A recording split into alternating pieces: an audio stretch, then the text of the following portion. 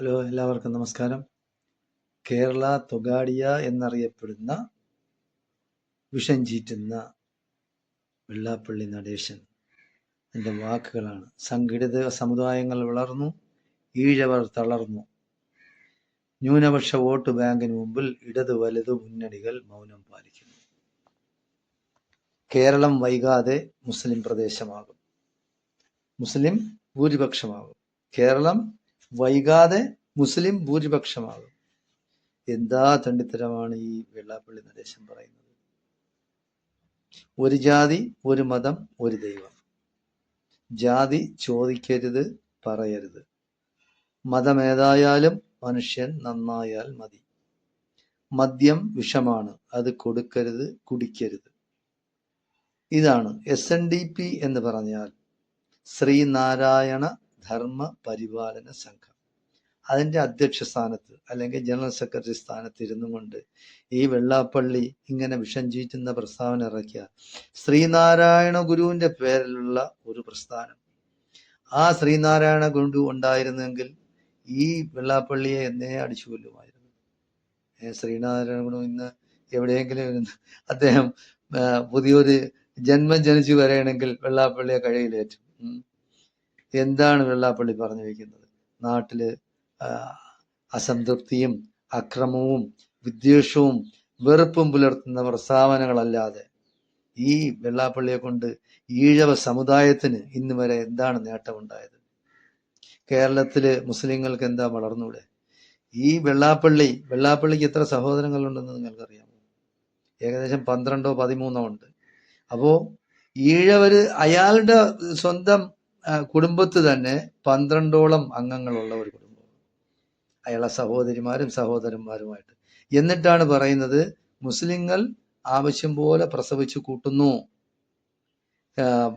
ഈഴവർ പ്രസവിച്ചു കൂട്ടുന്നില്ല. അല്ലയോ സ്ത്രീകളെ, നിങ്ങൾ ആവശ്യം പോലെ പ്രസവിച്ചോളെ, എങ്കിലേ മുസ്ലിങ്ങളുമായിട്ട് നമുക്ക് മത്സരിക്കാൻ ഒക്കുള്ളൂ.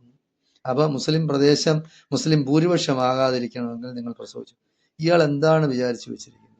ഈ വെള്ളാപ്പള്ളി നടേശൻ ഇങ്ങനെ പച്ച വർഗീയത പറയുന്ന ഒരു സമുദായ നേതാവിനെ ഞാൻ ആദ്യമായിട്ട് കാണുകയാണ്.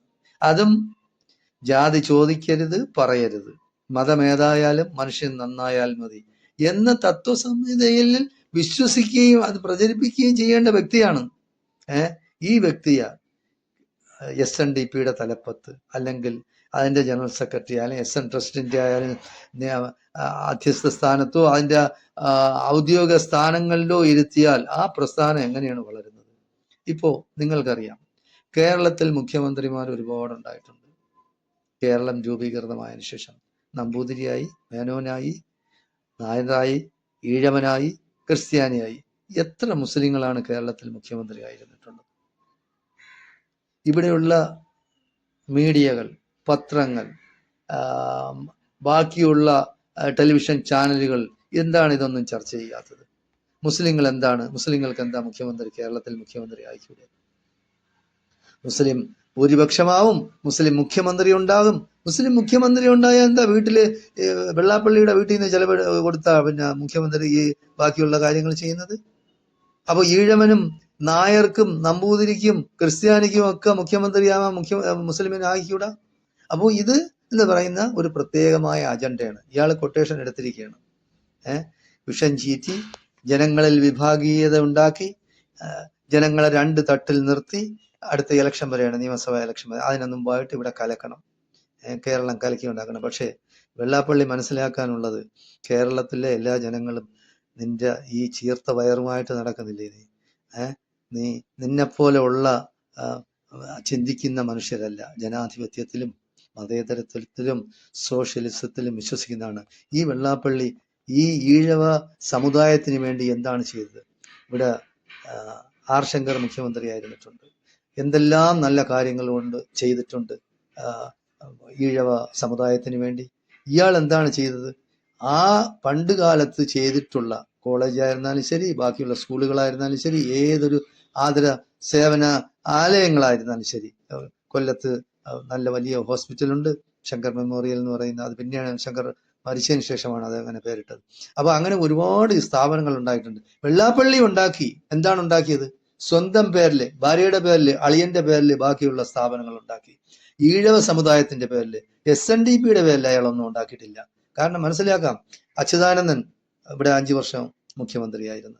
പിണറായി ഇതാ 10ാം വർഷം മുഖ്യമന്ത്രിയായിട്ടിരിക്കുന്നത്. ഇവരൊന്നും മുസ്ലിങ്ങളല്ല. നല്ല പക്ക ഈഴവരാണ്. അവർ ക്രിസ്ത്യാനിയല്ല, അവർ നായരല്ല, അവർ നമ്പൂരിയല്ല. അപ്പോ ഇയാൾക്ക് വേണമെങ്കിൽ എന്തെല്ലാം കാര്യങ്ങൾ സാധിക്കാം.